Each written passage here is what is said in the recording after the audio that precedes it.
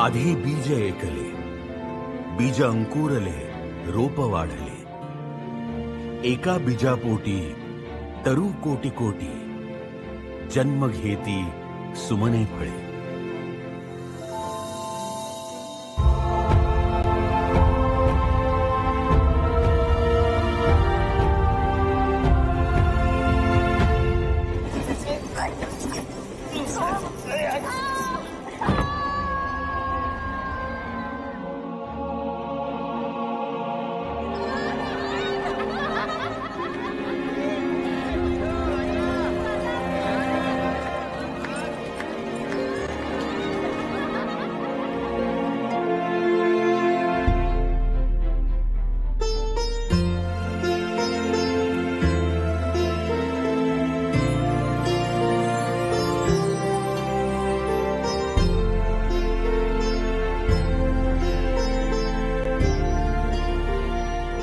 वर्षांपूर्वी आणखी एका व्यक्तीची पावलं याच गल्लीच्या तोंडाशी थांबली होती. उपजीविकेसाठी देहविक्री करणाऱ्या काही वेश्यांची मुलं त्यांना दिसली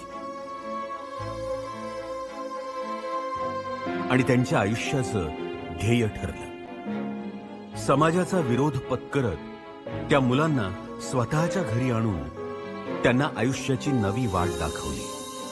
आणि इथेच डॉक्टर गिरीश कुलकर्णी यांनी स्नेहालयचं बीज पेरलं.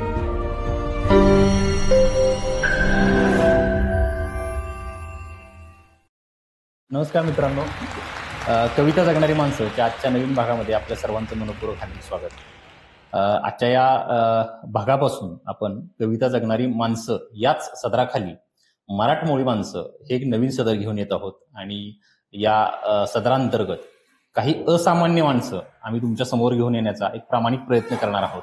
आणि याच प्रयत्नातला पहिला भाग आम्ही आपल्या समोर घेऊन येत आहोत. आणि आजचे प्रमुख पाहुणे आहेत स्नेहालय या संस्थेचे संस्थापक अध्यक्ष डॉक्टर गिरीश महादेव कुलकर्णी सर.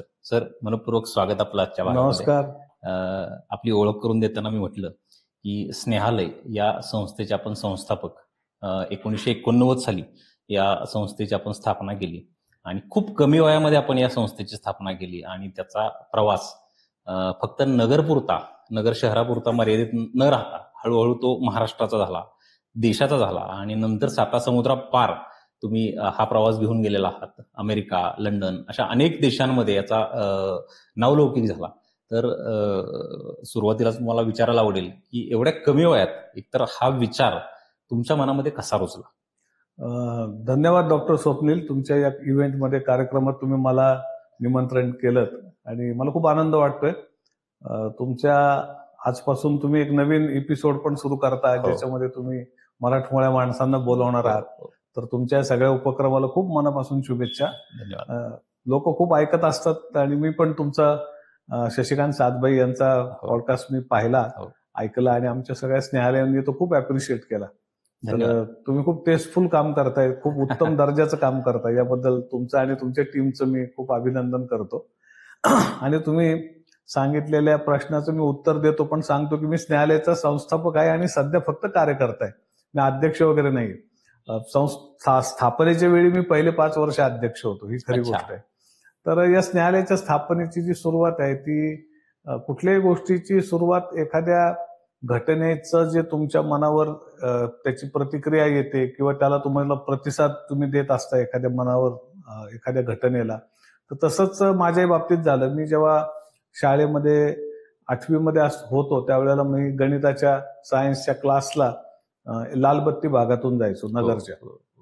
तो शॉर्टकट होता आणि मी त्यावेळेला माझ्या वयाच्या मुली तिथं उभ्या असलेल्या पाहायचो आणि ते बघून मला खूप दुःख व्हायचं. मी त्यांच्या अनेक वाईट अवस्था त्यांच्या किंवा त्यांच्यावर होणारे अतिशय वाईट अत्याचार मी पाहिले आणि मला असं लक्षात आलं की आपण काहीच करू शकत नाही. मला खूप असं वाटायचं की यांना पण शिकता आलं पाहिजे, आपल्या बरोबर शाळेत जाता आलं पाहिजे.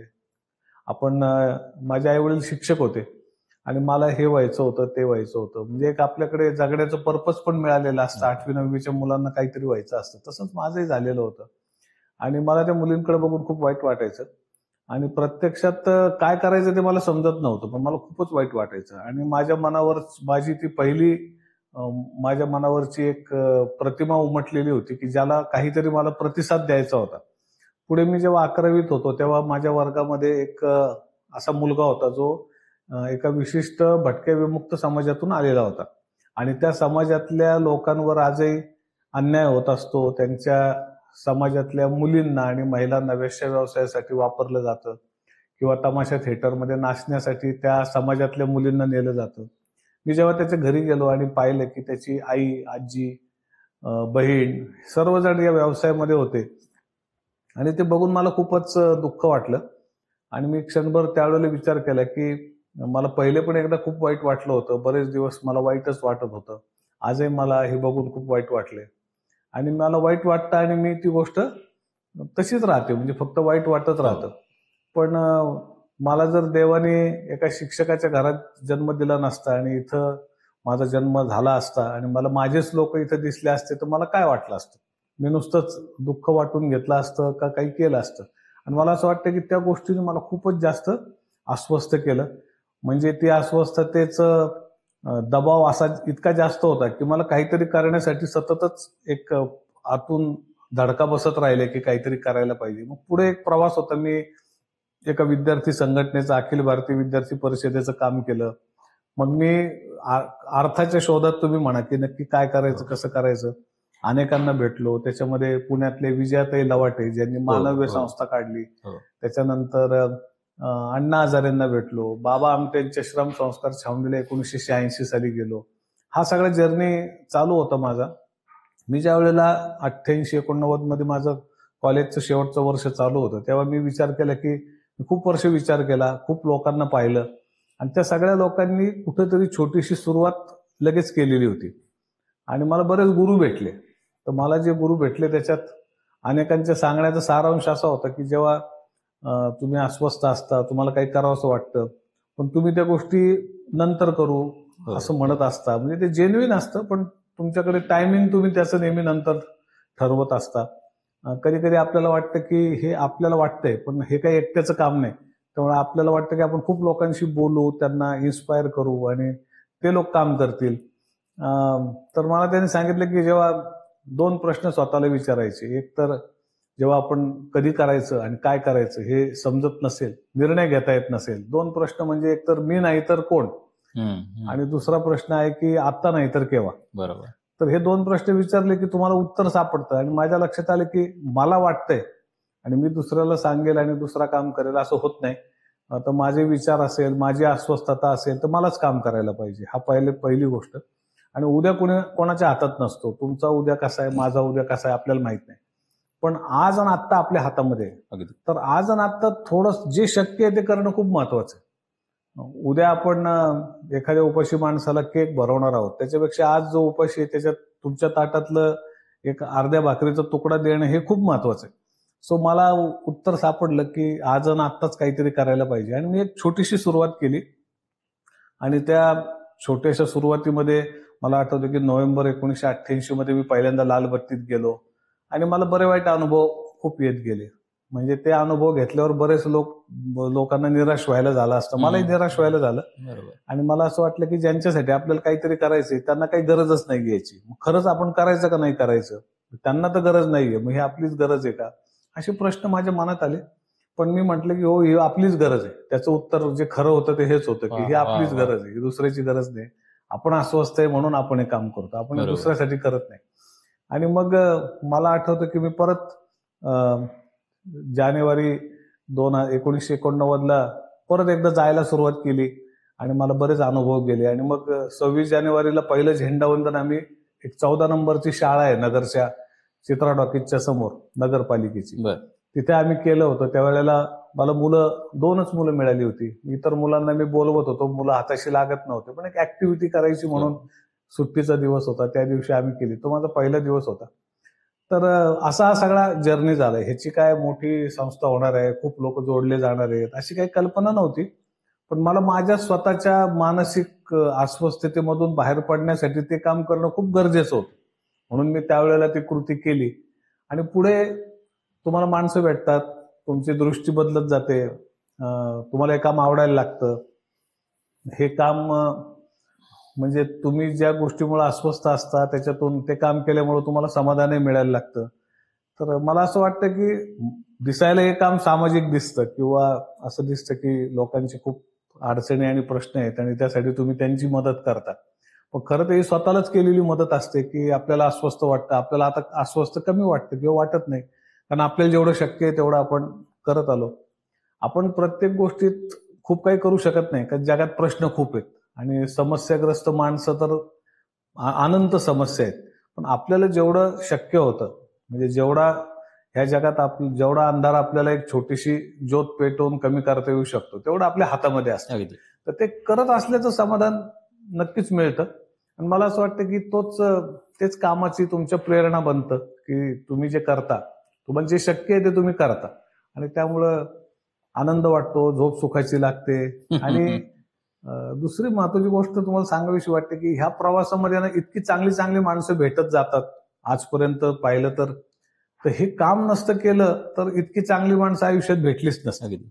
आणि म्हणून एकीकडे आपण काम करतो आणि ते काम पण आपल्या जीवनाला शेपअप करतं. भेटणारी माणसं तुमचं जीवन घडवतात. तुम्हाला अनेक इनपुट्स देतात, अनेक नवे दृष्टिकोन देतात. म्हणजे जसं हे काम सुरू करण्यापूर्वी तुम्ही व्यक्ती म्हणून जसे असता, तर प्रत्येक टप्प्यावर तुम्ही मागं वळून पाहिल्यावर लक्षात येतं, की हे काम तुम्हाला जास्त चांगला माणूस बनवण्याचा प्रयत्न करतं. अल्टिमेटली याचे पहिले लाभार्थी आपणच असतो आणि हो, आपलाच हो. फायदा असतो.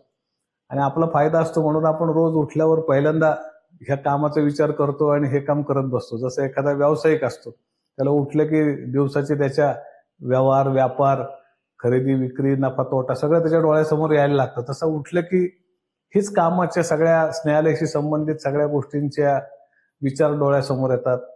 तर मला असं वाटतं की कुठं ना कुठं आपलं जीवन बदलण्याचं सामर्थ्य या कामामध्ये असतं आणि त्याची अनुभूती आल्यामुळं मजा येते. स्नेहालयची सुरुवात कशी झाली हे तर तुम्ही मला सांगितलं. परंतु या कामाची सुरुवात करत असताना तुमच्या घरच्यांचा याला पाठिंबा होता की विरोध होता? असं विरोध नव्हता, पण त्यांना जशी मध्यमवर्गीय कुटुंबात मुलाची चिंता असते आई हो, वडिलांना, की हो. बा तू तुझ्या पायावर उभा राहा, तुझं शिक्षण पूर्ण कर. तर तशा त्यांच्या अपेक्षा होत्या आणि हे एक नवीन जग होतं सगळं. त्याच्यामुळे त्यांना चिंताही वाटायची, की हे कुठं घेऊन जाणार आहे या अगदी मुलाला खरं. किंवा काय याच्या अंगावर संकट येतील. तर ती चिंता पण असते पालक म्हणून ती त्यांना होती. पण विरोध असा नव्हता. माझ्या भावानी तो आता या जगात नाहीये. मनीष माझ्या भावाचं नाव. त्यांनी अच्छा. नंतर माझे आई आणि वडील. आईचं नाव शोभा होतं आणि वडिलांना त्याचं नाव महादेव होतं, पण लोक त्यांना दिनूभाऊ म्हणायचे. ते अच्छा. शारीरिक शिक्षण संचालक होते. सारडा कॉलेज आहे तिथे आणि आई माझी अहमदनगरच्या भिंगार हायस्कूलमध्ये शिक्षिका म्हणून काम बरोबर. करायची. तर ते लोक फारच वेगळे माणसं होते आणि ते फार सहनशीलही होते आणि कदाचित इतके उपद्व्यापी मुलं मिळाल्यामुळे पण आई-बाप सहनशील होतात. तसंही झालेलं असू शकतं. तर त्यांनी मला खूप मदत केली. म्हणजे मी ज्यावेळेला 92ला असं म्हटलं, की आता काही प्रश्न तयार झाले होते आणि मला ते हॉस्टेल चालू करण्यासाठी जागा नव्हती. कारण मी काही फार विचार केलेला नव्हता. ही संस्था आपण लोकं कसं, की जसं बिझनेसचं प्लॅनिंग असतं. हो. पहिले जागा, मग बांधकाम, आधी सगळा अभ्यास असतो, की प्रॉफिट, लॉस, रॉ मटेरियल कुठनं येणार, मार्केट कुठलं असणार, तुम्ही प्रॉडक्ट तयार केल्यावर. तसला काही सर्वे-बिर्वे नसतो. या कामात तुमची पॅशन तुम्हाला ड्राईव्ह करत असते. आणि त्या मिनिटाला जे वाटतं तेच तुम्ही करत असता. असं फार डिझाईन्ड थिंकिंग नसतं करता येत किंवा मी नव्हतं केलं. तर त्यावेळेला ज्यावेळेला हा सगळा जर्नी सुरू झाला त्यावेळेला संसाधनं नव्हती आणि अचानक काही घटना घडल्या, की मला लालबत्तीतल्या महिला होत्या त्या निघून गेल्या. त्यांची त्या मालकिणींशी वाद भांडणं झाले पैशावरून, गिरायकांवरून. मग त्या निघून गेल्या. मग ह्या मालकिणींनी त्यांच्या मुली आणि मुलं त्यांच्याकडे ताब्यात ठेवली. म्हणजे ओलीस ठेवली थोडक्यात, की बाबा तुम्ही पैसे द्या आणि तुमची मुलं घेऊन जा. बायका आल्याच नाहीत. बाप! मग त्याला असं झालं, की आता हे करायचं काय? कारण हे मुलं-मुली त्यांना खायला घालायचं आणि मग ते मुली त्रास द्यायच्या. मुलींचा तरी समजा पुढे या धंद्यासाठी उपयोग होणार होता. 4, 5, 6 वर्षांनी ते वयात आल्यावर तिला त्या वापरता आल्या असत्या. पण मुलं तर नुसतेच त्रास देत होते. त्यांचा इमिजिएट काहीच उपयोग नव्हता. ती मालकिणीने मला बोलून सांगितलं, "तुम्ही हे पोरं घेऊन जा गल्लीतनं." तर मी म्हटलं, "ह्यांच्या आया नाहीयेत." मी म्हटलं, "मी फक्त मुलं नेणार नाही. मला मुली पण पाहिजे तरच मी घेईन." बरोबर. मग ती म्हणली, "मी नाही देत मुली." मग मी म्हटलं, "नको मला मुलं." अजून थोडे दिवस तिला अजून त्रास वाढला. मग ती म्हणली नाही घेऊन जा मुली पण. कारण तिच्या लक्षात आलं की आपण काहीतरी कुठेतरी चुगल्या करू, पोलिसांची रेड होईल, भानगडी होतील. तिला लोकांकडनं पण हे कानी बरोबर. घालण्याची व्यवस्था हम्म, केली. हम्म, हम्म. मग मी ते घेऊन आलो. मग त्यांना घेऊन ठेवणार कुठे? तर माझा वाडा आहे मोठा नगरमध्ये आमचा. आई वडिलांना विचारलं की इथं ठेवू का? ते म्हणे ठेव. भावाने पण सांगितलं ठेव, काही प्रॉब्लेम नाही. आणि त्यांनी मला मदत केली. म्हणजे मी तर काय हे कामं, शिक्षण, माझ्या पण खूप गोष्टी चालल्या होत्या, छोटे छोटे व्यवसाय. मी मीडियामध्ये म्हणजे पत्रकार म्हणूनही काही काम करत होतो. राज्यशास्त्रामध्ये पण तुम्ही राज्यशास्त्र शिकत होतो. शिकत होता, बरोबर. माझ्या खूप गोष्टी चालल्या होत्या. तर मला एकट्याला सगळं करणं शक्य नव्हतं. पण माझ्या आईनी, भावानी, वडिलांनी त्यांना आमच्या घरामध्ये राहण्याची परवानगी दिली. त्याच्यामध्ये एक सागर चावनापुरे नावाचा मुलगा HIV पॉझिटिव्ह होता. बरं. सांभाळायला ज्या बायका आणल्या होत्या त्या पॉझिटिव्ह होते. त्यातल्या दोघी जणी त्यातल्या पुण्यातल्या बुधवार शुक्रवार पेठेमधनंच आल्या होत्या. HIV मुळे त्या नगरला आल्या होत्या. आणि मग त्यांना ठेवायची सोय नव्हती, तर या मुलांना सांभाळायला मी त्यांनाच ठेवलं. तर हे HIV पॉझिटिव्ह लोक मला घरी ठेवण्याची आणि सांभाळण्याची परवानगी माझ्या आई वडिलांनी दिली. हे नवे ते मदत करत होते. ते आता शाकाहारी होते माझे वडील वगैरे. पण एक पोरगा त्याला TB डायग्नोज झाला. ते त्याच्यासाठी अंड आणायचे, उकडून त्याला खायला द्यायचे. ऍक्च्युली त्यांनी स्वतः कधीच नॉनव्हेज खाल्लं नाही, अंड खाल्लं नाही. ते एकदम 100% माळकऱ्यासारखी त्यांची वृत्ती होती. पण ते त्या मुलांसाठी या गोष्टी करत होते. तर मला असं वाटतं की त्यांनी खूप मदत केलेली आहे. आणि दुसरं असं आहे की जेव्हा तुम्ही 100% एखाद्या गोष्टीसाठी डेडिकेट असता, तर सगळेच तुम्हाला मदत करायला तयार होतात. आपण हाफ हार्टेड असलो आणि सल्ला विचारत असलो लोकांना, काय करू बा, मनात विचार आला, तर मग लोक तुम्हाला खूप सल्ले देतात आणि तुम्ही डायव्हर्ट होता. बरोबर. पण माझा स्वभाव थोडासा हट्टी पण होता, त्यावेळेला जास्त होता, की माझ्या डोक्यात आलं की ते करायचं आणि मोकळं व्हायचं. असं फार विचार नाही करत बसायचं की ते काय होईल, कसं होईल. आणि म्हणजे काळजी, आपुलकी, कम्पॅशन, करुणा होती त्यांच्यामध्ये. नंतर माझं लग्न झालं. मग बायकोला हे सगळं काम माझं माहिती होतं आधीपासून. तर तिने पण ह्या कामाला सपोर्टच केला. म्हणजे असं कुठलं मला घराच्या आतून विरोध झाला असं नाही, मदतच केली. आणि मी तेच म्हटलं तसं की आपण 100% जर कमिटेड असलो एखाद्या गोष्टीला, तर सगळेजण तुमच्या बरोबरच चालतात आणि मदतही करतात. पण ती चांगली माणसं मिळाली मला. ह्याच्याबद्दल मला खूप कृतज्ञता वाटते. म्हणजे जे काही कामं करता आले, अनेकांचे हात आहेत त्याच्यात. आता तुम्ही मला स्नेहालयाबद्दल मुलाखत घेताय. स्नेहालय काय माझं एकट्याचं कर्तृत्व नाही. मी ते एक स्थापना केली हे खरंय. पण त्याच्यानंतर माझ्या घरातली माणसं आले सगळे. त्याच्यानंतर शेकडो कार्यकर्ते, जे आज त्यातले बरेचसे हयात पण नाहीयेत आणि आज जे माझ्या बरोबर काम करतात, त्या सगळ्यांचंच कॉन्ट्रीब्युशन या जर्नीमध्ये, आजपर्यंतच्या सगळ्या प्रवासामध्ये ह्या सगळ्यांचं योगदान खूप मोठं आहे. अगदी खरं आहे. म्हणजे तुम्ही आता इथं मुलाखतीला येईपर्यंत आम्ही स्नेहालयमधील 2 जणांच्या मुलाखती ऑलरेडी घेतलेल्या आहेत. त्यामुळे आम्हाला स्नेहालयविषयी त्यांच्याकडून खूप विस्तृत माहिती मिळालेली होती. आणि तुम्ही आता हे बघता बघता कुटुंब 350 मुलांचा सांभाळ करताय. त्यामध्ये लालबत्ती परिसरातील मुलं असतील, मुली असतील, किंवा अगदी HIV बाधित आई वडिलांची मुलं मुली असतील. ही सगळी सांभाळत असताना तुम्हाला कोणत्या कोणत्या कसरतींचा सामना करावा लागतो? स्नेहालयाचे जे सगळे प्रकल्प आहेत ना, ते असे ठरवून सुरू केलेले प्रकल्प नाहीयेत. हो, कारण तसे प्रकल्प तुमचे फक्त नगरपुरते मर्यादित नाहीत, तर ते इतर शहरांमध्ये सुद्धा आता कार्यान्वित आहेत. म्हणजे 27 प्रकल्प जवळजवळ तुमचे चालू आहेत. आणि आता हेच तर की आमच्या समोर जसे जसे प्रश्न आले तसे आम्ही त्याला एक प्रतिसाद म्हणून प्रकल्प चालू केले.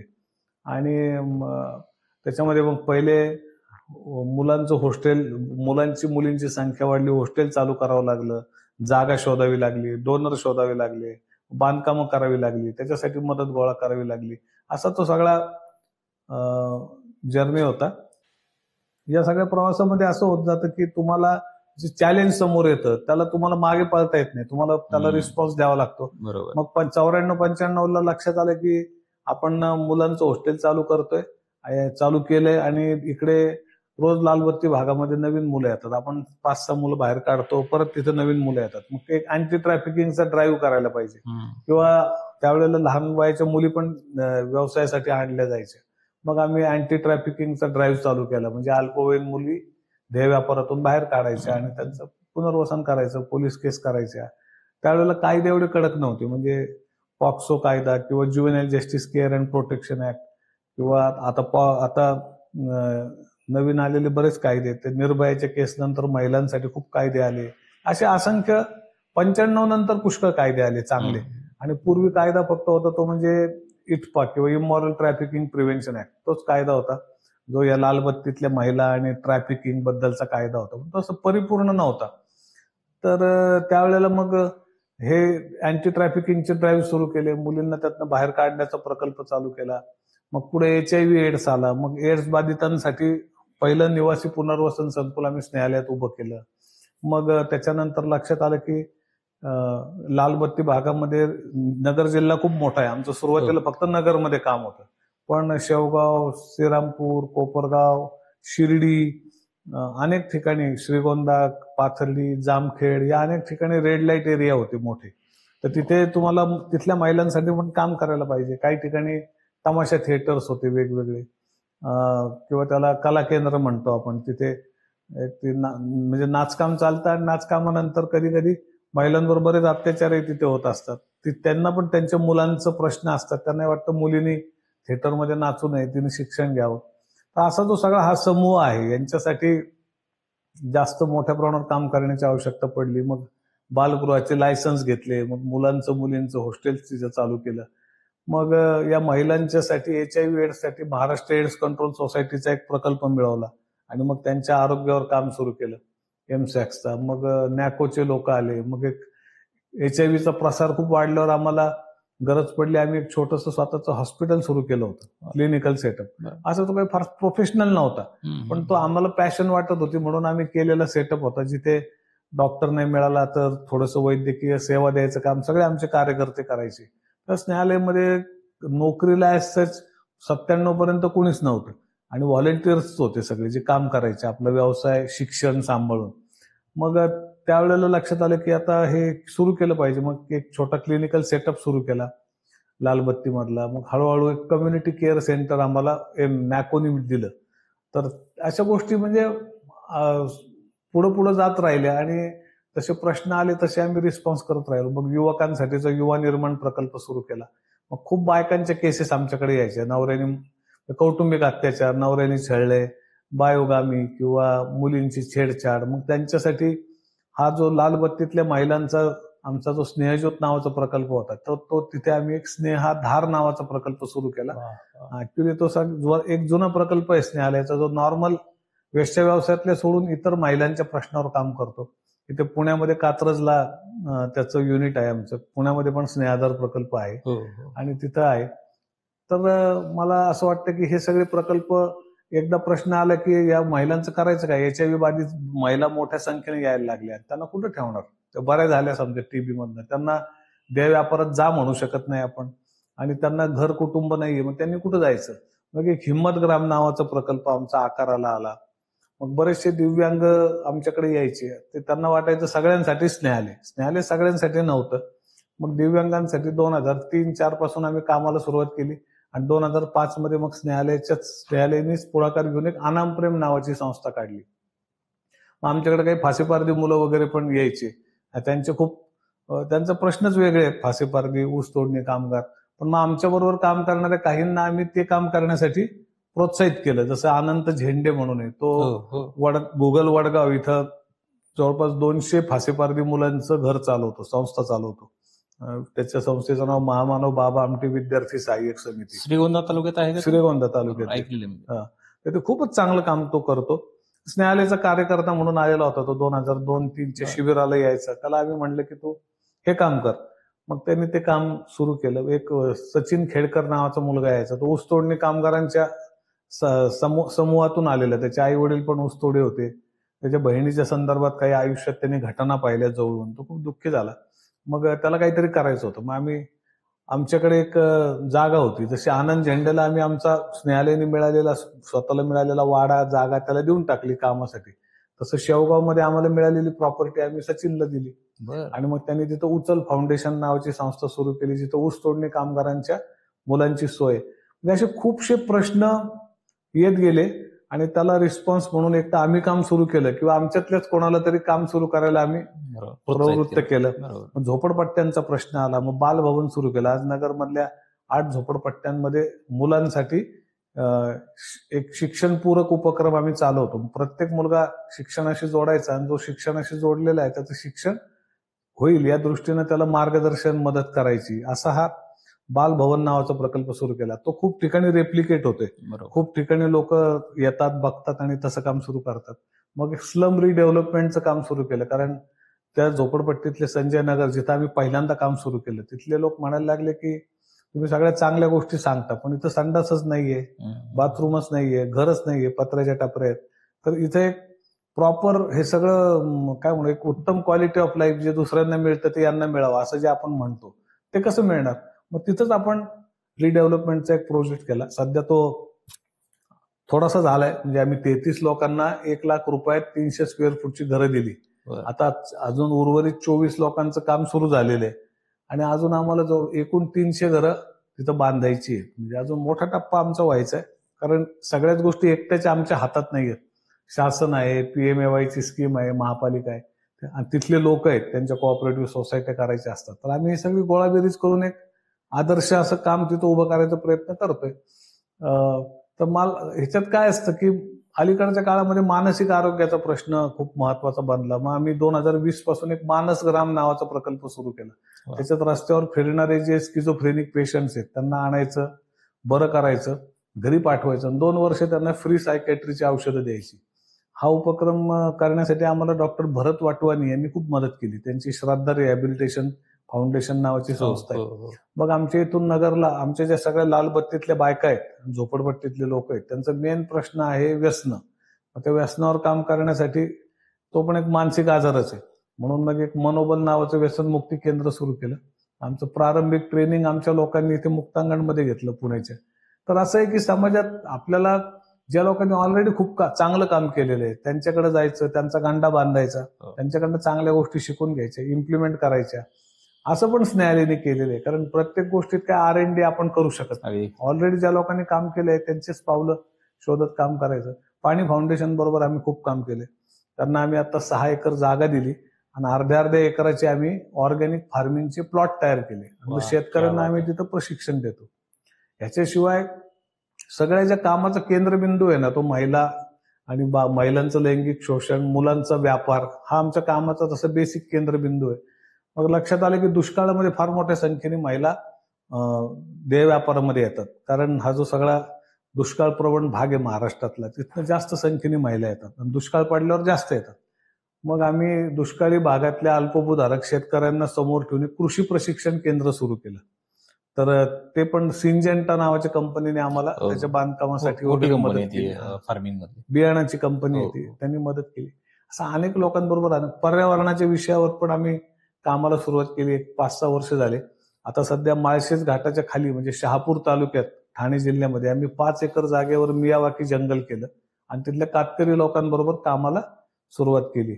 आणि दुसऱ्या अनेक संस्थांना स्नेहालय मदत करते. जसं की तिथे एक हायफाय फाउंडेशन म्हणून आहे, त्यांना स्नेहालयाने आपली 7 एकर जागा दिली आणि ते एक अखिल भारतीय स्तरावरची बास्केटबॉलची क्रीडा प्रबोधिनी काढतात त्या आदिवासी मुलांसाठी. आता हे काम आमच्या कोर मधलं नाहीये, तो दुसरा करतो. आमच्याकडे जागा आहे तर आम्ही ती त्यांना देऊन मदत करतो.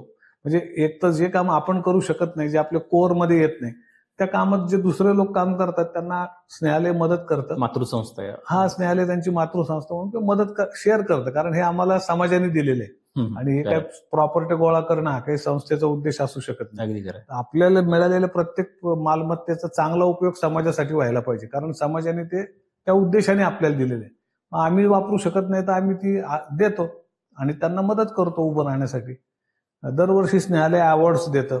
इथे किरीटी मोरे म्हणून आहेत पुण्यामध्ये, त्यांचे वडील श्यामकांत मोरे हे माजी आमदार आणि स्वातंत्र्य सैनिक वगैरे होते.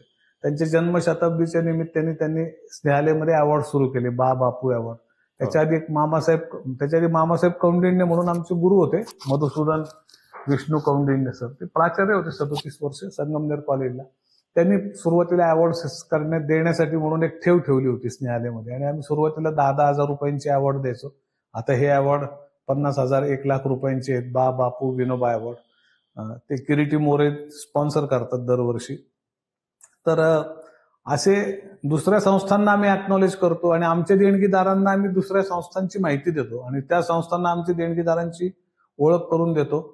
तर मला असं वाटतं की जसं माणसाने स्वार्थी होऊ नये तसं संस्थेने सुद्धा स्वार्थी नाही झालं पाहिजे. म्हणजे आपल्यापुरता विचार करून फायदा नाही. खरंय. तर आपण पण शेअरिंग केलं पाहिजे.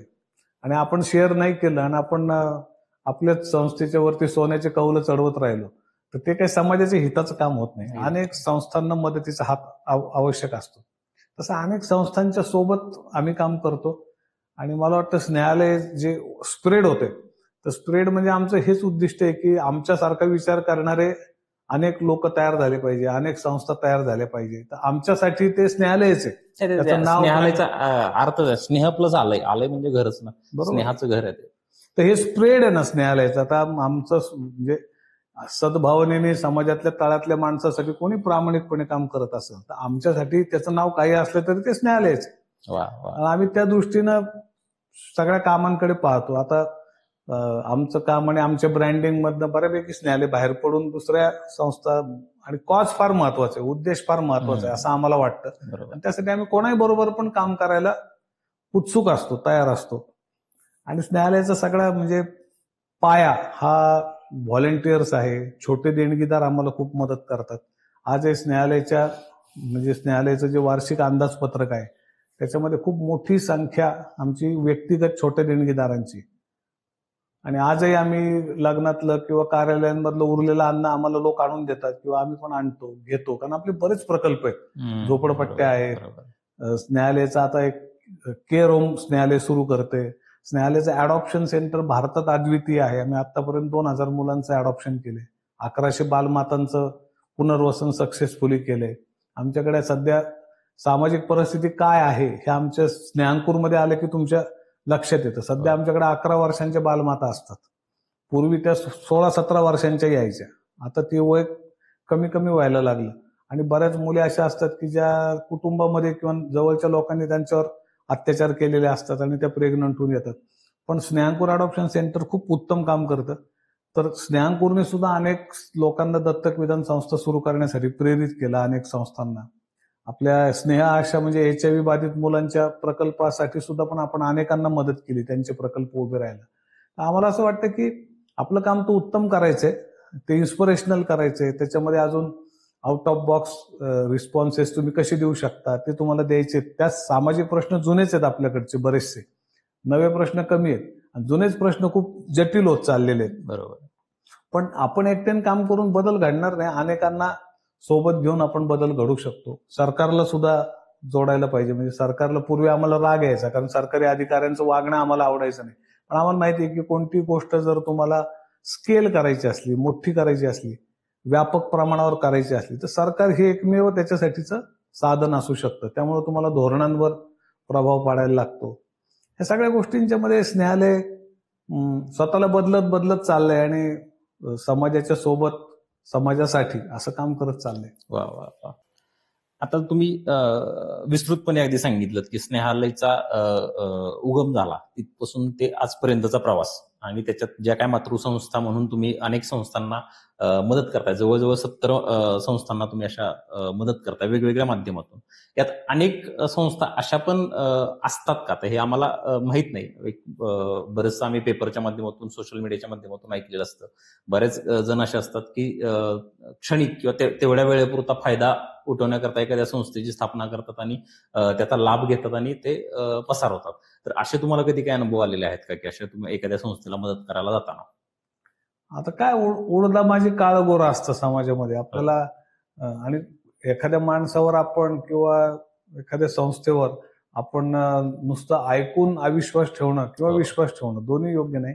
मला वाटतं की तुम्ही गेलं पाहिजे. स्वतः लोक काय करतात, मदत करतात म्हणजे सहयोग देतात, पण नंतर ते पण त्या सहयोगाचं काय होतं याचं फार चौकशी करत नाहीत. पण नंतर त्यांना काही बरे वाईट अनुभव येतात. तर मला असं वाटतं की लोकांनी या कामांमध्ये थोडासा सहभाग पण द्यायला पाहिजे. प्रत्येकाला खूप वेळ देणं शक्य नाही, हे बरोबर आहे. प्रत्येकाची काही व्यवधान आहेत, प्रायोरिटीज आहेत. पण थोडं जाऊन पाहायला पाहिजे. जाऊन पाहिल्यावर तुम्हाला लक्षात येतं की काय आहे नक्की तिथलं. आणि त्या माणसांशी बोलल्यावर पण तुमच्या लक्षात येतं की त्या कामाची डेप्थ काय आहे, त्याची पॅशन काय आहे. तर मला असं वाटतं की भलेबुरे लोक सगळ्या क्षेत्रामध्ये आहेत. याही क्षेत्रामध्ये लोक येतात आणि थोडंसं पूर्वी हे पॅशनचं काम होतं, आता थोडं थोडं फॅशनचं पण व्हायला लागलं, त्याला ग्लॅमर पण यायला लागलं. पूर्वी काय ग्लॅमर नव्हतं या गोष्टींना एवढं. तर आता असं होत राहणार. पण मला असं वाटतं की जे अस्सल आहे ना तेच काळाच्या ओघामध्ये टिकतं. असं तुमच्या लक्षात येईल की लोक जेव्हा स्वतःची हार्ड अर्न मनी एखाद्याला देतात, एखाद्या ध्येयासाठी किंवा कामासाठी देतात, तर लोक देताना चौकशी करतात, विचारपूस करतात, जाऊन बघतात काम. आणि लोकांना त्या कार्याशी सहभागी लोकांनी व्हायला पाहिजे थोडंसं तरी. मग लोकांचं ना नेम चुकणार नाही, म्हणजे मदत योग्य ठिकाणी जाईल त्यांची. तर स्नेहालयाचं धोरण नेहमी असं असतं की आम्ही कुठल्याही माणसाकडनं आम्ही मदत मागण्यापेक्षा त्याला कामाशी जोडण्याला खूप महत्व देतो. कारण त्याचा ट्रस्ट टिकला पाहिजे. कारण जो विश्वासार्हता आहे किंवा ट्रस्ट आहे तेच भांडवल आहे कुठल्याही संस्थेचं. आमच्या संस्थेचं तेच भांडवल आहे. तर आम्ही म्हणतो की तुम्ही मदत नाही दिली तरी चालेल, पण तुम्ही आमचा एक भाग व्हा, तुम्ही आमच्याशी जोडले जा, तुम्ही काम पहा. आणि हळूहळू तुमच्या लक्षात येईल की याच्यातलं एखादं काम असं आहे की जे तुम्हाला आवडतंय आणि जे तुम्ही करू शकता ते तुम्ही करा. जेव्हा तुम्ही काम करायला लागता आमच्या सोबत, त्यावेळेला तुम्हाला सगळंच समजतं की किती प्रामाणिकता आहे, कशी आहे, काय आहे. तर मला असं वाटतं की एक फेज असते, त्याच्यामध्ये लोक कदाचित लोकांचा अंदाज चुकतो, लोकांना समजत नाही. पण काळाच्या ओघामध्ये जे अस्सल आहे, जी चांगली संस्था काम करते, तिच्या पाठीमागे समाज उभा राहतो. अगदी खरं, अगदी खरं. आता याला जोडूनच की लालबत्ती परिसरातल्या ज्या महिलांविषयी, त्यांच्या प्रश्नांविषयी, त्यांच्या मुलांविषयी बरंचसं तुम्ही विस्तृत मत मांडलं. पण अजून एक गोष्ट मला तुम्हाला विचारावीशी वाटते की त्या ज्या महिला या क्षेत्रामध्ये येतात त्याच्या पाठीमागची कारणं काय काय आहेत नक्की? म्हणजे सगळ्याच तर काही स्त्रिया स्वतःहून येत नसणार आहेत या क्षेत्रामध्ये. काहीतरी अशी परिस्थिती असेल किंवा त्याची मग पर्सेंटेज किती आहे आणि कशा प्रकारचं पर्सेंटेज आहे असं तुम्हाला वाटतं? आता बहुतांश बायका ज्या आहेत त्या जेव्हा या धंद्यामध्ये येतात तर त्या बऱ्याचदा अल्पवयीन असतात, फसवून आलेले असतात. बरोबर. आणि त्याच्यामुळं या धंद्यात आल्यानंतर ते कसं आहे की हे चक्रव्यूहासारखं आहे. याच्यात आत जायची वाट आहे, दिसते तुम्हाला, परत बाहेर पडायची वाट नसते. बरोबर. आणि त्याच्यामुळे खूप जणी येतात, फसतात, नंतर त्यांना बाहेर पडायचं असतं पण पडता येत नाही. न पडण्याची बरीच कारणं असतात. एक तर त्यांची स्वतःची लागलेली व्यसनं हे एक कारण असतं. दुसरं म्हणजे समाजात स्वीकार नसतो त्यांचा. तिसरं म्हणजे त्यांचे घरचे लोक त्यांचे पैसे घेतात, पण त्यांना घरामध्ये घराचा भाग बनवत नाहीत किंवा कुटुंबातून त्यांना बाहेर काढलेलं असतं. मला अशा पूर्वी खूप बायका माहिती आहेत की ज्या घरी पैसे पाठवायच्या, कर्नाटकात पैसे पाठवायच्या, आंध्र प्रदेशमध्ये पैसे पाठवायच्या, मनी ऑर्डर करायच्या. लोक त्यांची मनी ऑर्डर घ्यायची, पण त्यांना कधी कोणी भाऊबीजेला तो भाऊ बोलवत नसायचा किंवा घरी कोणी त्यांना घ्यायचं नाही. पण त्यांचं प्रेम असायचं, त्या पाठवायच्या. तर हे आहे की आपल्याकडे ज्या महिला बळी आहेत या सगळ्या शोषणाच्या किंवा गुन्हेगारीच्या, त्यांनाच आपण बऱ्याचदा गुन्हेगार समजतो. कारण की त्यांना उभं केलेलं असतं आणि त्या धंदा करतात. आणि त्यांच्याकडनं धंदा कोण करून घेतं हे आपल्याला समजत नाही बऱ्याच वेळा. दुसरं असं आहे की या व्यवसायामध्ये ज्या महिला असतात त्या खूप लोकांना अज्ञान आहे. लोकांना माहीतच नाही की समजा एखाद्या बाईला, आम्ही जेव्हा कामाला सुरुवात केली तेव्हा एका बाईला एक गिऱ्हाईक एका वेळच्या शरीर संबंधासाठी ₹10 द्यायचा. आता त्या बाईने समजा 10 गिऱ्हाईक केले, तिला ₹50 त्या मालकिणीला द्यावे लागायचे. ₹10 आजीचे काहीतरी आजारपण, सिफिलिस, गनोरिया व्हायचा, त्याच्यावर तिचे उपचारात पेन किलर खर्च व्हायचे. ₹5,000 मुलं सांभाळणाऱ्या बाईला द्यावे लागायचे. एवढं सगळं करून तिला स्वतःच्या जगण्यासाठी ₹20 सुद्धा मिळत नव्हते, जी 10-10, 15-15 गिऱ्हाईक करणाऱ्या बाईला. आणि ज्या अल्पवयीन मुली असतात त्यांना तर काही कळतच नाही. त्यांना लिमकान थम्सअप पाजून बायका त्यांच्याकडून, जे मालकिणी असतील किंवा जे या क्षेत्रातले गुन्हेगार असतात, दलाल असतात, ते लोक त्यांच्याकडनं लिमकान थम्सअप पाजून महिन्यानुमहिने, वर्षानुवर्ष धंदा करून घेतात. हे पण मी पाहिलेले. तर म्हणजे खूप शोषण आहे या धंद्यामध्ये. आणि तुम्ही जर पाहिलं, एक सामाजिक वर्गीकरण जर पाहिलं तर जास्त संख्येनं बायका या दलित, आदिवासी, भटके, विमुक्त किंवा महाराष्ट्रातला आणि देशातला जो मागास, आर्थिक दृष्टीनं मागास भाग आहे, शैक्षणिक दृष्टीने मागास भाग आहे, तिथनं आलेले असतात. जसं महाराष्ट्रामध्ये मराठवाड्याचा एक भाग आहे मोठा, नंतर विदर्भाचा काही भाग आहे, आमच्या नगर जिल्ह्यात समजा दक्षिणेकडचा भाग असतो जिथे जास्त दुष्काळी भाग आहे. आणि ते एका विशिष्ट सामाजिक गटामधून किंवा विशिष्ट भौगोलिक प्रदेशातून मोठ्या संख्येनं महिला येतात. आणि त्याचं कारण म्हणजे याचे आर्थिक सामाजिक कारणं आहेत पुष्कळशी, की त्या कारणांमुळे इथं महिला येत असतात. परंतु खूप लोकांना असं वाटतं बघून, की काही नाही, ही बाई काही कामधंदा करत नाही, इथं उभी आहे. हिने काय नट्टापट्टा केलाय, कपडे घातले छान-छान आणि कदाचित तिला बऱ्याच पुरुषांबरोबर संबंध ठेवण्याची हौस दिसते, म्हणून ती इथं वेश्या झालेली बाई आहे. असे खूप लोकांचे गैरसमज असतात, आजही आहेत. आणि त्यामुळं या महिलांचं एकीकडे गुन्हेगारी लोक शोषण करतात, गिराईक शोषण करतात.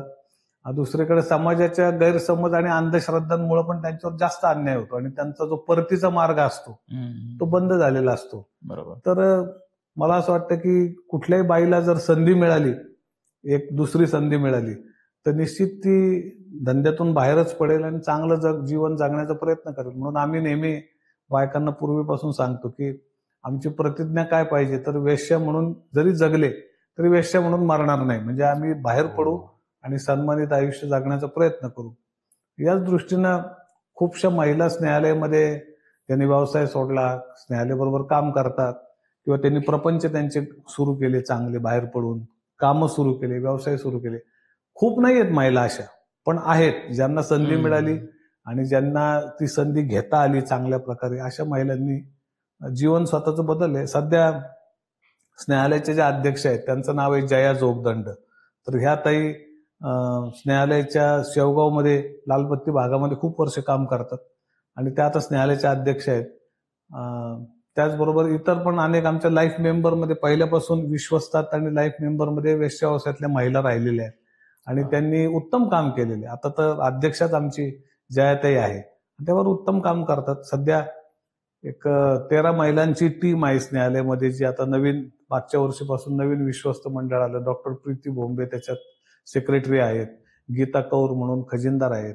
असे प्रत्येक विषयामध्ये आता महिलांचं नेतृत्व इथं पुढे आलेलं आहे आणि आम्ही पाहतो की याही महिलांना, समजा लालबत्तीतून आलेल्या महिलांना जयाताई सारख्या संधी मिळाली तर त्या स्वतःला प्रूव्ह करू शकतात. आता त्यांच्या परिस्थितीमुळे त्यांना शिकता नाही आलं, पण त्या मात करतात त्याच्यावर. म्हणजे त्यांच्या परिस्थितीमुळे त्यांच्यावर खूप अन्याय झालेला आहे, तरी पण त्या याच्यावर मात करून स्वतःचं जीवन आदर्श करण्याचा प्रयत्न करतात आणि इतरांसाठी पण प्रेरणा बनतात. तर ओव्हरऑल कुठल्याही महिलेशी जर तुमची ओळख असेल, नीट तुम्ही विचारलं तर लक्षात येईल की ती इथं नाईलाजानीच आहे आणि तिला पर्याय नाही तोपर्यंत ती इथं राहते. जोपर्यंत पर्याय नाही आणि इथं राहते तोपर्यंत ती, तुम्ही जर विचारलं तू बरी आहे का, तर ते म्हणतात आम्ही छान आहे, कारण तुमच्याकडे त्यांच्यासाठी काही पर्याय नाही. आणि दुसरं असं आहे की तिने जर तुम्हाला सांगितलं की मी अल्पवयात असताना मला कोणी कोणी फसवलं, तर आपण काय करतो की म्हणजे त्याचं निष्कर्ष काय, त्याचा पुढे काहीच नाही. लोक तिला म्हणतात तू तक्रारदार हो, तू साक्षीदार हो, तू पंच हो. म्हणजे जो सगळ्या बाजूने त्याचं शोषण झालंय त्यालाच परत शोषणाच्या दारामध्ये आपण उभं करतो. त्यामुळे बायका काय करतात की बऱ्याच बायका त्यांच्यावर जरी अत्याचार झालेला असला तरी त्यांना विचारलं तर त्या सांगतात आमचं चांगलं चाललंय, आम्ही स्वतःच्या इच्छेने धंदा करतो. पण स्वतःच्या इच्छेने कोणी धंदा करत नाही. तसं असतं तर प्रत्येक बाईची हीच इच्छा राहिली असते ना की तिच्या मुलीने पण हेच करावं. पण मग प्रत्येक बाई असं का म्हणते की माझी मुलगी या धंद्यात नाही पडली पाहिजे म्हणून तुमच्या संस्थेत ठेवा किंवा अजून तिच्यासाठी वेगळे काहीतरी पर्याय शोधा, माझी मुलं याच्यात आली नाही पाहिजे, असं प्रत्येक बाई जेव्हा म्हणते त्याच वेळेला हे स्पष्ट होतं की तिला हे माहिती आहे की इथं काही मजेदार गोष्ट काहीच नाहीये, इथं खूप शोषण आहे, याचा शेवट खूप वाईट आहे. फक्त शरीराचं शोषण नाही तर मानसिक शोषण सुद्धा खूप म्हणजे ही गुलामी आहे एक प्रकारची. फक्त तुम्हाला त्या बेड्या दिसत नाहीत. पूर्वीच्या गुलामांना पिंजऱ्यात घालायचे, हातापायात बेड्या घालायचे, इथं बेड्याच आहेत. त्या बेड्या व्यसनांच्या आहेत, त्या बेड्या लोकांनी केलेल्या शोषणाच्या आहेत.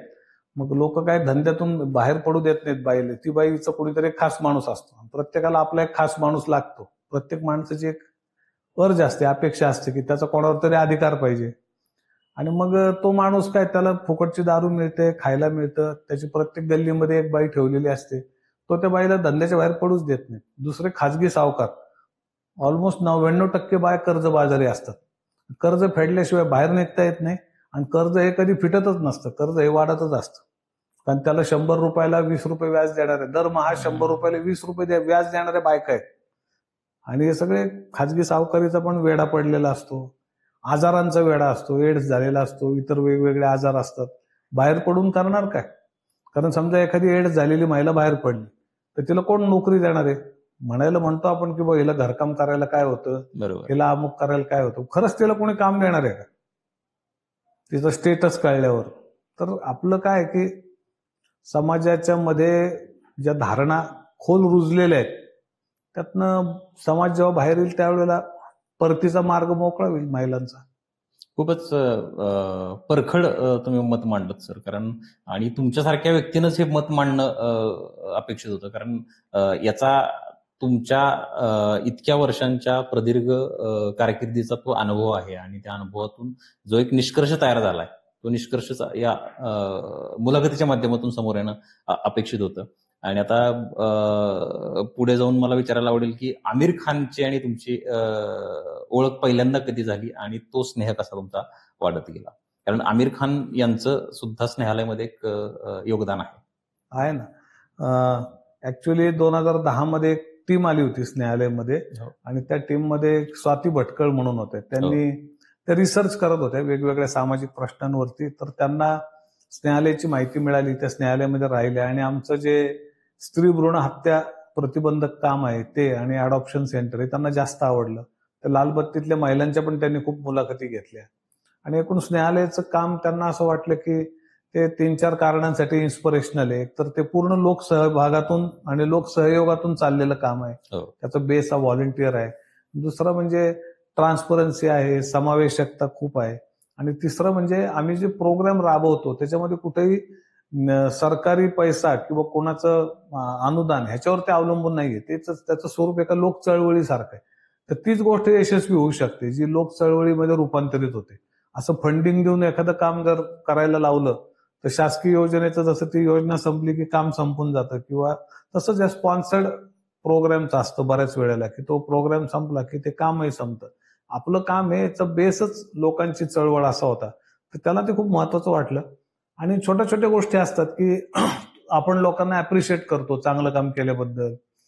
तर ती खूप महत्वाचं अप्रिशिएशन असतं आणि ती ताकद आहे फार मोठी. म्हणजे दरवेळेला चांगलं काम दुसऱ्याकडनं करून घेण्यासाठी पैसेच द्यावे लागतात, आमिष द्यावं लागतं किंवा धाक दाखवायला लागतो असं काही नाही. चांगलं काम करणाऱ्याची पाठ थोपटली तरी तो खूप चांगलं काम करतो. खूप काळ त्याला ती प्रेरणा राहते. तर आम्ही काय करायचो की 2 मुली झालेल्या आहेत त्यांचा सत्कार करायचा, महिलांच्या ग्रामसभा घ्यायच्या. त्याच्यामध्ये ज्या ज्या गावांमध्ये म्हणजे मुलांच्या तुलनेमध्ये मुलींच्या जन्माचं प्रमाण खूप घटायला लागलेलं आहे, 800-850च्या खाली जायला लागलेले आहे, त्या गावांमध्ये आम्ही कार्यक्रम घ्यायचो आणि मग तिथल्या अंगणवाडी सेविका, तिथल्या आशा वर्कर्स अशांचा सत्कार करायचो, ज्या अशा गोष्टींमध्ये हस्तक्षेप करायच्या आणि आमच्यापर्यंत केसेस पोचवायच्या किंवा स्वतः समुपदेशन करायच्या. तर अशा या मुवमेंटमधनं खूप लोक आम्हाला गावोगाव आमच्याशी जोडले गेले आणि ते त्यांनी पाहिलं आणि मग त्यांनी ते शूट केलं सगळं आणि नंतर एकदम आम्हाला मार्च 2012 मध्ये फोन आला की आता असं मी आमिर खान प्रोडक्शन लिमिटेड कडनं बोलते आहे आणि असा कार्यक्रम आहे त्याच्यात तुमचे जे फुटेज आहे आमच्याकडे आणि तुमची संस्था काम करते तर आम्ही तुमच्यासाठी अपील केलं तर चालेल का? मग त्यांना कन्सेंट लेटर हवे होते, काय काय हवे होते ते आम्ही दिले. तर मला असं वाटलं की अशा खूप गोष्टी असतात छोट्या मोठ्या चालू असतात, तसंच काहीतरी आहे. पण मग ते 6 मेला त्याचा पहिला एपिसोड होता, 6 मे 2012ला आणि त्याची जाहिरात त्यांनी एप्रिलच्या 5 तारखेपासूनच सुरू केलेली होती की आता मी तुमच्या भेटीला येतोय, तुम्ही सज्ज राहा टीव्हीच्या छोट्या स्क्रीन समोर आणि आपल्याला बरंच काही बोलायचंय. तर आमिर खान स्वतःच ती जाहिरात करत होता, तरी आम्हाला ते जाणवलं नाही. पण पहिल्या शो मध्ये तो शो स्त्री भ्रूण हत्येवर होता आणि तो अतिशय इम्पॅक्टफुल असा शो त्यांनी बनवला होता. सगळ्या देशातलं परिस्थिती, स्टॅटिस्टिक्स आणि त्याच्यामध्ये त्यांनी स्नेहालयाला इंट्रोड्यूस केलं आणि तेव्हापासून आम्हाला पण धक्का होत होतो की अरे बापरे, एकदम आपण आपलं काम करत असतो, मग ते फार मोठं एक्सपोजर होतं त्याला. मग तिथून पुढे एक आमचा संपर्क संबंध असा सुरू झाला आणि त्या असोसिएशन मध्ये मग सत्यमेव जयतेच्या पहिल्या भागाचं मध्ये त्या सगळ्या सीडीचं डीव्हीडीचं त्याचे रिलीज होतं. तर त्यांनी ठरवलं की कुठल्याही पुढाऱ्याच्या किंवा कोणाच्या हस्ते किंवा कोणी अजून सेलिब्रिटीच्या हस्ते न करता स्नेहालयमधल्या HIV बाधित मुलांच्या हस्ते सत्यमेव जयतेच्या डीव्हीडीचं रिलीज करायचं. मग ऑगस्टमध्ये तर त्यावेळेला तो स्नेहालयामध्ये आला होता. एकदा ऑगस्टमध्ये सत्यमेव जयतेच्या कार्यक्रमाच्या मध्ये स्नेहालयाची पूर्ण माहिती त्यांनी दाखवली. मुमकिन है नावाचा चॅप्टर होता, तो एका रविवारी त्यांनी तो दाखवला आणि मग न्यायालयाला जी मदत मिळाली होती त्याचं एक सत्यमेव जयते भवन नावाचं बिल्डिंग त्या ठिकाणी आम्ही बांधली. वा. ती पण त्यांनी त्याच्यात दाखवली की लोकांनी दिलेल्या मदतीमधून कसा त्याचा उपयोग होतो. मग आम्ही पण पुढच्या सत्यमेव जयतेच्या एपिसोडमध्ये पण न्यायालयाने मदत केली. एक 2014ला पण सत्यमेव जयतेचा दुसरा भाग आलेला होता. मग आमचं असोसिएशन सुरू झालं. पुढे पाण्यावर त्यांनी काम करावं, ते काम करण्यासाठी विषय निवडत होते. त्यावेळेला त्यांनी पाण्यावर काम करावं यासाठी आमच्या बऱ्याच मिटिंग झाल्या आणि आम्ही ती सुचवलेली गोष्ट होती. मग जी पहिली मिटिंग होती त्याला डॉक्टर अविनाश पोळ, पोपटराव पवार ह्या सगळ्यांना घेऊन आम्ही त्याच्या घरी गेलो होतो आमिरच्या. तिथं आमच्या मिटिंग झाल्या आणि मग बऱ्याचदा आम्ही भेटलो. तेच न्यायालयामध्ये पण येऊन गेले, साधारणपणे 3 वेळा आले वा. आणि आमच्या खूप भेटी झाल्या आणि आमच्या लक्षात आलं की तो खूप एक सहृदय माणूस आहे आणि त्याला एकूण सामाजिक प्रश्नांची सखोल जाणीव आहे. ते म्हणजे असं वरवर शो पुरती बडबड नाही त्याची, त्याला खूप त्यातली इन डेप्थ माहिती आहे, ज्या सामाजिक प्रश्नांवर त्यांनी शो सादर केले. मग 2015-16 पासून पाणी फाउंडेशन बरोबर न्यायालय कामाला सुरुवात केलं. 2019 मध्ये आम्ही त्यांच्यासाठी फंड रेज केला. म्हणजे ज्या गावं श्रमदान करत होते त्यांच्यासाठी मशीनचं काम होतं, त्याला 1 लाख रुपये एका गावाला द्यायचे आणि ती चिठ्ठी टाकायची. त्या चिठ्ठीत ज्या गावाचं नाव येईल त्याला 1 लाख रुपये द्यायचे. तर ते 1 लाख रुपये आम्ही लोकांकडनं गोळा करत होतो. त्यांनी पण त्याच्यासाठी अपील केलेलं होतं. आमचे देणगीदार पण मदत करत होते आणि त्या गावांशी मग करार करायचा, मशीनवाल्याला पैसे द्यायचे. हे सगळ्या जमिनीवरचं जे नेटवर्क होतं पाणी फाउंडेशनचं ते करायला न्यायालयाने खूप मदत केली. आम्ही दरवर्षी जो वार्षिक कार्यक्रम असतो आपल्या क्रीडा संकुलात बाणेरच्या होतो, त्याला आम्ही दरवर्षी जात असतो. तोही आम्हाला प्रेमाने बोलवतो आणि आमचं काय मुळे एक मनाचं जुळलेलं नातं आहे. मागच्या वर्षी 2 वर्षापूर्वीच न्यायालयाने आपली 6 एकर जागा त्यांना दिली पाणी फाउंडेशनला आणि आम्ही अर्ध्या एकराचे ऑर्गॅनिक फार्मिंगचे प्लॉट केले आणि त्या ठिकाणी शेतकरी येतात, त्यांना आम्ही ऑर्गॅनिक फार्मिंगचं प्रशिक्षण देतो. त्याच्यात सत्यजित भटकळ सारखे आमिरच्या टीम मधले सगळे लोक येऊन श्रमदान करत असतात तिथे रोज. म्हणजे महिन्यात एकदा दोनदा येतात, राहतात, श्रमदान करतात, कामं करतात, शेतकऱ्यासारखं काम करतात ते आणि त्याची सगळी टीम आमच्याशी खूप क्लोजली कनेक्टेड आहे. त्या निमित्ताने आमच्याकडं खूप बाहेरच्या संस्था आल्या आणि त्या म्हणजे हौशी लोक आले, तरुण लोक आले आणि मग आम्ही आमचे प्रकल्प दाखवून त्यांना ते कामं करण्यासाठी इन्स्पायर करू शकलो. मला असं वाटतं की एक सामाजिक प्रश्नांची माहिती आमिरमुळं आणि सत्यमेव जयतेमुळं इन डेप्थ लोकांना झाली आणि खूप लोक काम करायला त्या विषयांमध्ये पुढे आले आणि न्यायालय ज्या विषयात न्यायालय काम करतो थोड्या विषयात न्यायालयाचं काम आहे, कारण त्यांनी भरपूर विषय घेतले होते. बरोबर. पण त्याच्यात आमचा जो अनुभव आहे तो आम्ही लोकांना आजही शेअर करतो, मदत करतो. आमिर खानचं कामच तसं ना, कारण त्याला म्हणून तर मिस्टर परफेक्शनिस्ट म्हटलं जातं. म्हणजे तो जो कुठला प्रकल्प हातात घेतो त्याचा अगदी सखोल खोलवर जाऊन विचार करून मग तो साधारण करतो समोर. खरंय. सर, स्नेहालयची दिवाळी कशी असते? स्नेहालयाची दिवाळी ही खूप एक आनंदाचा असा काळ असतो, आनंदाची दिवाळी असते. त्याची सुरुवात खरं खूप पूर्वीपासून होते. म्हणजे 2 महिने आधीपासून आमच्या दिवाळीची सुरुवात होते. म्हणजे ती दिवाळी आम्ही साजरी करत नाही, पण दिवाळीची तयारी आम्ही 2 महिने आधी सुरू करतो. दरवर्षी मागच्या 19 वर्षापासून एक माहेरची साडी नावाचा कार्यक्रम असतो. त्याच्यामध्ये आम्ही नगर जिल्ह्यामध्ये देह व्यापारातल्या प्रत्येक महिलेला, नंतर आमचा जो मानसिक आरोग्याचा प्रकल्प आहे त्यातल्या महिलांना, त्याचप्रमाणे समाजातल्या बऱ्याच कष्टकरी महिला असतात, आमच्या प्रकल्पामध्ये आलेल्या लाभार्थी महिला असतात, इतर संस्थांमध्ये काम करणाऱ्या गृहमाता असतात किंवा कर्मचारी असतात, या सर्वांच्यासाठी आम्ही एक हक्काची साडी त्यांना देतो आणि ती साडी देणारे भाऊ शोधतो आम्ही. म्हणजे साडी देणं महत्वाचं नाही, त्यांच्यासाठी आम्ही ते साडी देणारे भाऊ शोधतो. ते भाऊ त्यांच्याशी एक नातं जोडतात आणि त्याचबरोबर त्याच्याबरोबर फराळ असतो. नंतर एक हायजीन किट असतं, ज्याच्यात साबण, तेल, पेस्ट वगैरे अशा गोष्टी असतात आणि अशा सगळ्यांचं किट घेऊन आम्ही दरवर्षी एक कार्यक्रम करतो माहेरची साडी नावाचा. आता 23 ऑक्टोबर 2024ला या वर्षीचा माहेरच्या साडीचा कार्यक्रम झाला आणि प्रातिनिधिक स्वरूपात प्रत्येक लालबत्ती भागातल्या महिला आम्ही बोलवतो. यावेळेला जवळपास 9 लालबत्ती भागातनं 300 महिला न्यायालयामध्ये आल्या होत्या. पण आम्ही प्रत्येक महिलेपर्यंत 3500 महिलांपर्यंत पोहोचायचं असतं आम्हाला साड्या पण मिळतात तेवढे. तर त्या महिलांपर्यंत साडी, खाऊ हे सर्व घेऊन आम्ही पोहोचत असतो आणि आमच्या आनंदाला तिथून सुरुवात होते सगळ्यांच्या. म्हणजे न्यायालय परिवारातलं सगळ्यात कोर घटक म्हणजे या महिला आहेत, त्यांची कुटुंब आहेत, तिथपासून आनंदाला सुरुवात होते. मग आम्ही दरवर्षी प्रकाशाचं दान नावाचं एक एक कन्सेप्ट असते दीपदान. तर त्या दीपदानमध्ये आम्ही शाळेतल्या मुलांना आवाहन करतो की जे झोपडपट्टीतले मुलं आहेत, कष्टकरी मुलं आहेत, बालकामगार आहेत, संस्थांमध्ये राहणारी मुलं आहेत, त्यांच्यासाठी तुम्ही एक दीपदान द्या. म्हणजे एका पॅकमध्ये अंघोळीचा साबण, कपड्याचा साबण, टूथपेस्ट, नंतर ब्रश, कंगवा, नेल कटर असा एक संच, उठण्याचं पाकिट, एक दिवा असं सगळं टाकायचं आणि त्या मुलाने त्याच्यात चिठ्ठी टाकायची.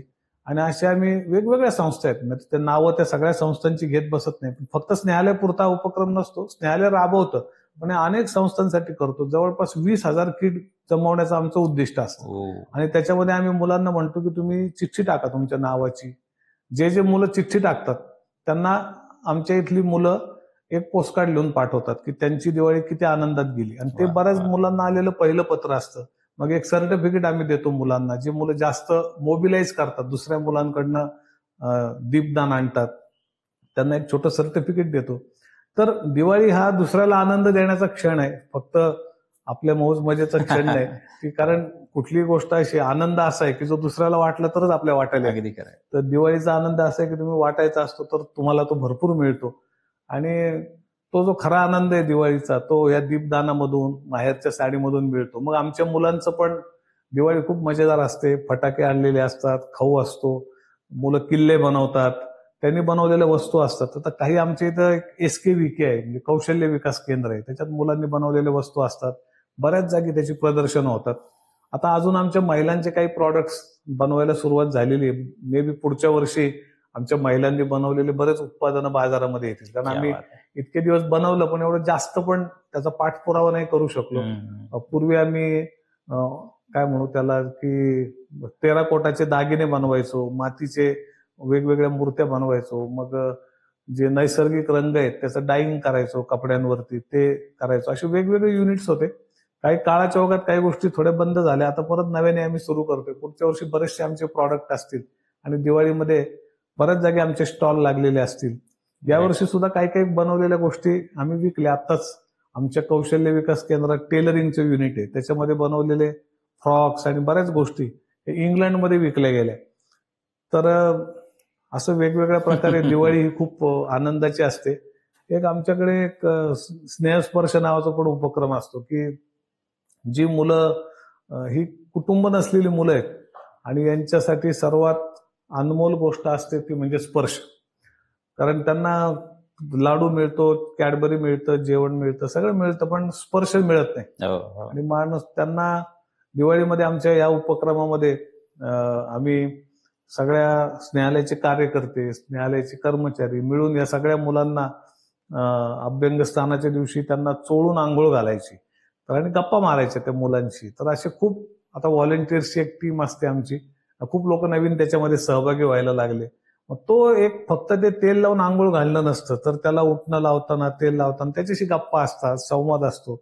आणि कल्पना करा की ज्या माणसाला स्पर्शाची भूक त्याची भागलेली नसते, त्याला कोणतरी प्रेमाने स्पर्श करतं, त्याच्याशी गप्पा मारतं आणि त्याला तो माझ्या मते हा दिवाळीतला सर्वोच्च आनंदाचा क्षण असतो, ज्या वेळेला कोणीतरी त्याला स्पर्श करतं, त्याच्याशी जवळ बसून गप्पा मारतं.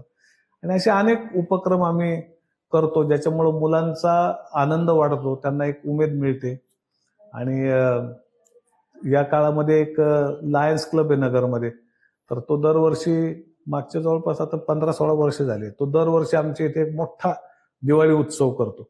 आणि त्या दिवाळी उत्सवामध्ये सगळ्या बालगृहांमधली मुलं, सगळ्या आसपासच्या अनाथ मुलांची वसतिगृहातली मुलं किंवा दलित विद्यार्थ्यांची वसतिगृह आहे तिथली मुलं, सगळ्यांना आम्ही गोळा करतो स्नेहालयामध्ये.